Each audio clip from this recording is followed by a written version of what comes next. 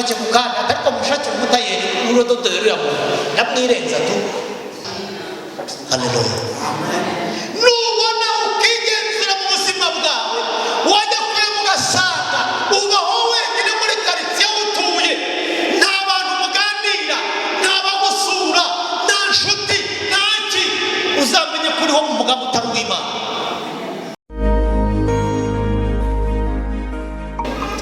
Biratubwiye ngo kandi Uwiteka Imana iravuga iti si byiza ko uyu muntu aba wenyine, reka muremere umufasha umukwiriye.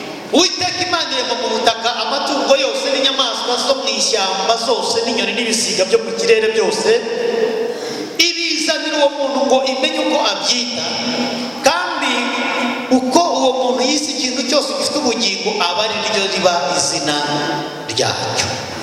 Uwo muntu yita amatungo yose n'inyoni n'ibisiga byo mu kirere n'inyamaswa zo mu ishyamba zose, ariko umufasha umukwiriye yarataraboneka. Imana ishimwe. Aya magambo si ubwa mbere muyumvishije, ndahamya neza ko mwese ko muri aha si ubwa mbere muyumvishije, ni ubwa kenshi.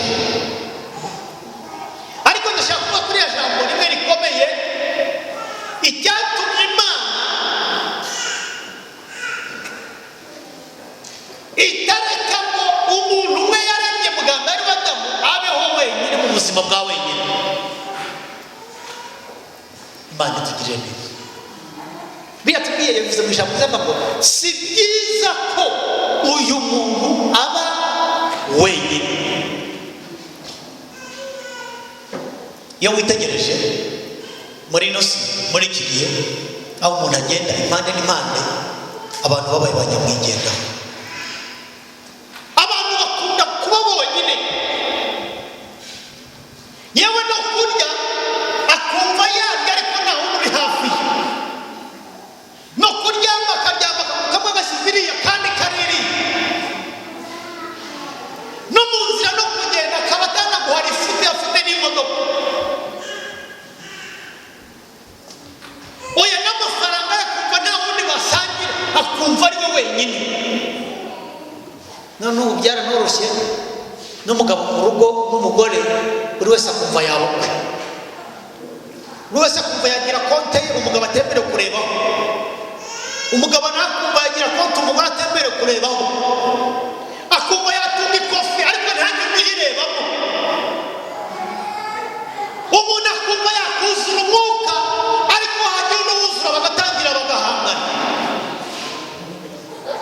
umuntu akumva yaririmba wenyine hagira n'uririmba ifite impano ngiye, ishyari rikazamuka, inzangano ikazamuka, umuntu akumva yakubaka inzu nziza wenyine muri karitsiye hagira n'uwundi wubaka iyenda kumera neza cyangwa iyiruta, ishyari rikaba rirerire, ibintu bigacika bikayobera.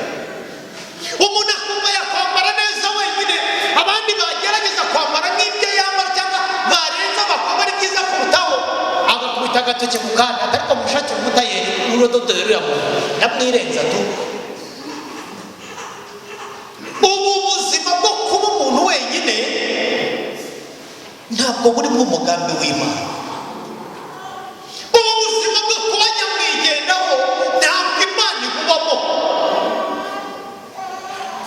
Icyo Imana ishaka, ubuzima Imana ibamo ni ubuzima busabana n'abandi, ni ubuzima bubana n'abandi.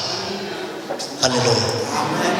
Nubona ukigenzura mu buzima bwawe wajya kure mugasanga ubaho wenyine muri karitsiye utuye, nta bantu muganira, nta bagusura, nta nshuti, ntaki, uzamenye ko uriho mu mugambi utari uw'Imana. Uzatangire wigenzure, wisuzume kandi wiyimire, wihane ndetse unature mu gusenga. Ubu buzima bubaho umuntu ku giti cye, niyo wabana n'inyamaswa ntabwo zishobora kukunezeza.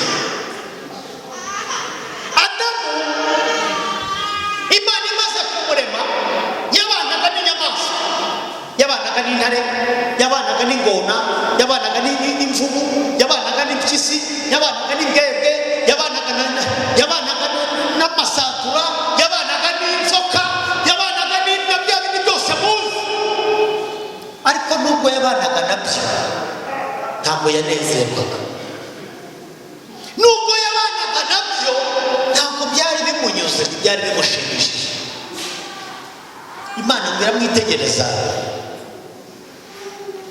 ibona adakwiriye kuba wenyine. Haleluya. Ibona adakwiriye kuba